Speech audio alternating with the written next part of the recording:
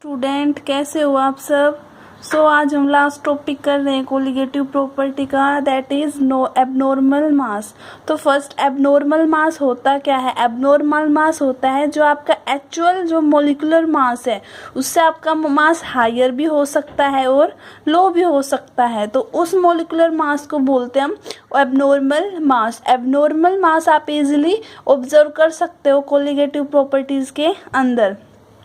Abnormal मास को दो तरीके से स्टडी किया जाता है। एक तो आपका एसोसिएट ऑफ सोल्यूट पार्टिकल, कि आपके सोल्यूट पार्टिकल है वो एसोसिएट हो जाए, जुड़ जाए आपस में, या फिर dissociate of solute particle. First हम स्टडी करेंगे association of solute particle. Association of solute particles में क्या होगा? There are many cases when two और more solute molecule associate to form bigger molecule. दो या दो से ज़्यादा सोल्यूट मोलिक्यूल्स आपस में कंबाइन होके और क्या बनाएंगे? बिगर मोलिक्यूल बनाएंगे, so that total number of effective species decrease. तो आपकी जो टोटल नंबर ऑफ स्पीसीज है, इफेक्टिव स्पीसीज है, वो डिक्रीज हो जाएगी। क्यों?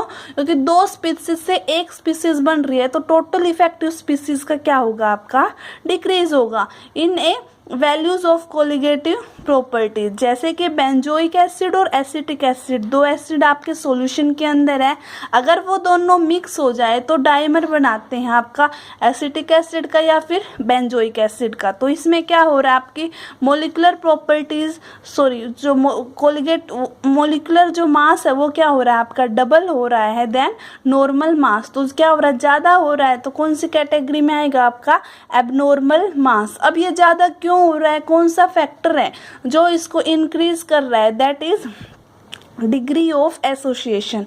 डिग्री ऑफ एसोसिएशन क्या होता है? The fraction of total number of moles which combine to form bigger molecule called degree of association. क्या कि एक फैक्टर होता है जो क्या करता है? आपके टोटल नंबर ऑफ मोल्स को कंबाइन करके आपका बिगर मोलिक्यूल बनाता है। जैसे कि हम डेरिवेशन के थ्रू समझते हैं कि हम सपोज करते हैं कि सॉल्यूशन के अंदर एक मोल ऑफ सोल्यूट है, डिजोल्व हो रहा है आपके सोलवेंट के अंदर। अगर एक के तरह और भी बहुत सारे मोल्स हो, एन मोल्स है सोल्यूट के, कंबाइन कर रहे हैं और क्या बना रहे हैं? एक लार्ज मोलिक्यूल बना रहे हैं इक्विलिब्रियम स्टेज पे, तो क्या होगा? Na क्या करेगा? Na मतलब कि कोई भी ए स्पीसीज है, कितनी नंबर में है? आपकी n नंबर में है, वो कंबाइन होके एक स्पीसीज बनाएगी A, और कितने टाइम्स बनाएगी? आपकी n टाइम्स। x क्या है? आपका degree of association. Degree of association को हम x से डिनोट करेंगे। Total number of undissociated moles, कि अनडिसोसिएटेड मोल्स है वो कितने हैं आपके? a is equal to 1 minus x, की 1 में से अगर हम x को माइनस कर दे तो क्या आ जाएंगे? आपके अनडिसोसिएटेड मोल्स आ जाएंगे। इसी तरीके से हम क्या निकालेंगे? एसोसिएटेड मोल्स निकालेंगे, that is an is equal to x by n। Effective moles क्या होगा? डिसोसिएटेड प्लस अनडिसोसिएटेड, तो क्या होगा? इन दोनों को ऐड कर देंगे तो क्या आएगा? 1 minus x plus x upon में n। तो आपकी I की वैल्यू क्या आएगी? ऑब्जर्व्ड कोलिगेटिव प्रॉपर्टी अपॉन में नॉर्मल कोलिगेटिव प्रॉपर्टी। ये फॉर्मूला कहाँ से आया? अभी देखते हैं। जो आपकी कोलिगेटिव प्रॉपर्टी है वो किस पर डिपेंड होती है? Number of moles of solute, solute के ऊपर डिपेंड होती है। तो जब भी हम एबनॉर्मल मास के बारे में स्टडी करते हैं, डिग्री ऑफ फ्रीडम के बारे में स्टडी करते हैं, हमेशा इंक्लूड करते हैं आपके वेंट ऑफ फैक्टर, जिससे रिप्रेजेंट करते हैं हम स्मॉल आई से। ये किसके इक्वल होता है? Total number of effective moles upon में total number of moles when solute is normal, कि कितने नंबर ऑफ आपके इफेक्टिव मोल्स है और कितने आपके सॉल्यूशन अनॉर्मल है। तो आई की वैल्यू क्या हो जाएगी? डिग्री ऑफ फ्रीडम अपॉन में 1। क्या हो जाएगी? 1 माइनस एक्स प्लस में एक्स अपॉन में n बाय 1। जब हम यहाँ से x की वैल्यू निकालेंगे डिग्री ऑफ फ्रीडम की, वो क्या हो जाएगी? 1 माइनस आई n अपॉन में n माइनस आई। आई की वैल्यू क्या हो गई? यहाँ पे रिवर्स हो गई, नॉर्मल मोलिकुलर मास अपॉन में ऑब्जर्व्ड मोलिकुलर मास। नॉर्मल मोलिकुलर मास को हम डिनोट करेंगे mc से और ऑब्जर्व्ड मोलिकुलर मास को हम करेंगे m नोट से।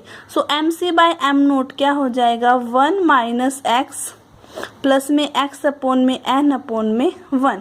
जब हम इसको सिंप्लीफाई करेंगे तो यहाँ से x की वैल्यू निकल जाएगी क्या, m naught minus M C upon में m नोट इंटू में n अपॉन में n माइनस 1। सो हमने किसकी वैल्यू पता करनी है, डिग्री ऑफ फ्रीडम x की।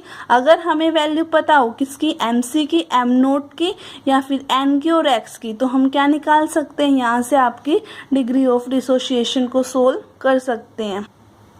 नेक्स्ट है आपका डिसोसिएशन ऑफ सोल्यूट मॉलिक्यूल्स। पहले क्या था, एसोसिएशन था, अब हम सेकंड फैक्टर क्या है आपका, डिसोसिएशन ऑफ सोल्यूट मॉलिक्यूल्स। हमने बहुत सारे ऐसे केसेस भी देखने को मिलते हैं कि जो सोल्यूट पार्टिकल है वो क्या हो जाता है, डिसोसिएट हो जाता है सॉल्यूशन के अंदर। सो इफेक्टिव स्पीसीज क्या होगी आपकी, इंक्रीज होगी। क्यों, अगर एक स्पीसीज से 2 स्पीसीज बन रही है तो आपकी इफेक्टिव स्पीसीज क्या होगी, इंक्रीज होगी। और इसी तरीके से कोलिगेटिव प्रॉपर्टी भी क्या होगी, इंक्रीज होगी। जैसे बेस्ट एग्जांपल है आपका NaCl। NaCl को जब आप एक्वस सॉल्यूशन के अंदर डिसोल्व करते हो तो क्या बनता है आपका Na पॉजिटिव Cl नेगेटिव। इससे क्या होगा, आपका मोलिकुलर मास ऑफ सोल्यूट क्या हो जाएगा, लोअर हो जाएगा देन एक्चुअल मास। क्यों, एनाइन और कैटाइंस के अंदर ये डिसोसिएट हो गई है। अब इस चीज को कौन गवर्न करता है, that is degree of dissociation. This is the fraction of total number of moles undergoing dissociation, कि आपके कितने total number of moles dissociation होते हैं उसको क्या बोलते हैं हम, डिग्री ऑफ डिसोसिएशन। इसमें क्या करेंगे, लेट करेंगे consider a 1 mole of NaCl, कि एक NaCl का 1 मोल है, उसकी जो डिग्री ऑफ डिसोसिएशन है वो क्या है, x है। तो क्या करेंगे, NaCl किसके अंदर डिसोसिएट होगा, Na पॉजिटिव Cl माइनस। सो NaCl क्या है आपका 1 माइनस x। क्यों, क्योंकि आपकी एनाइनिक और कैटाइनिक स्पीसीज को x से रिप्रेजेंट किया है, तो टोटल कितनी हो जाएगी आपकी 1 माइनस x के। So total number of moles after dissociation. After dissociation क्या होगा कि after dissociation means effective species क्या होगी, 1 माइनस x प्लस x सभी को ऐड कर देंगे तो वैल्यू क्या आएगी, 1 प्लस x। सो हमें एवेंटो फैक्टर क्या वैल्यू होती है, ऑब्जर्व्ड कोलिगेटिव प्रॉपर्टी अपॉन में नॉर्मल कोलिगेटिव प्रॉपर्टी। सो इसको जब हम करेंगे तो क्या हो जाएगा, ऑब्जर्व्ड तो हमारी कितनी है 1 प्लस में x और नॉर्मल कितनी है हमारी 1 है।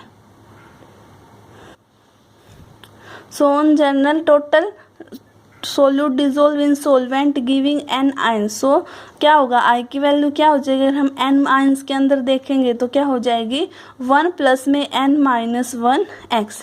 When n is the number of ions, n क्या आपके नंबर ऑफ आयंस है जब आपके डिसोसिएशन हो रहा था सोल्यूट का। तो यहाँ से हम क्या करेंगे, डिग्री ऑफ डिसोसिएशन x की वैल्यू को यहाँ से सोल्व करेंगे, क्या आएगी I माइनस 1 अपॉन में n माइनस 1। सो यहाँ पे एवेंटो फैक्टर I की वैल्यू क्या हो गई, नॉर्मल मोलिकुलर मास अपॉन में observed molecular mass, that is mc by m naught. अब हम क्या करेंगे, फर्स्ट और सेकंड इक्वेशन को सिंप्लीफाई करेंगे। दोनों में क्या है, I की वैल्यू क्या है, अलग है, तो दोनों को कंपेयर करेंगे तो क्या आएगा, 1 प्लस में n minus 1 into x upon में 1 is equal to mc by m naught. यहाँ से x की वैल्यू निकल जाएगी डिग्री ऑफ फ्रीडम की क्या, mc minus m note n minus 1। Bye knowing the value, जब हमें वैल्यू पता होगी mc m नोट n और n की, तो क्या होगा, हम वैल्यू निकाल सकते हैं किसकी, x की। सो गाइज, ये आपका जो एबनॉर्मल मास टॉपिक कंप्लीट हो चुका है। During hard time stay home, stay safe. Thank you.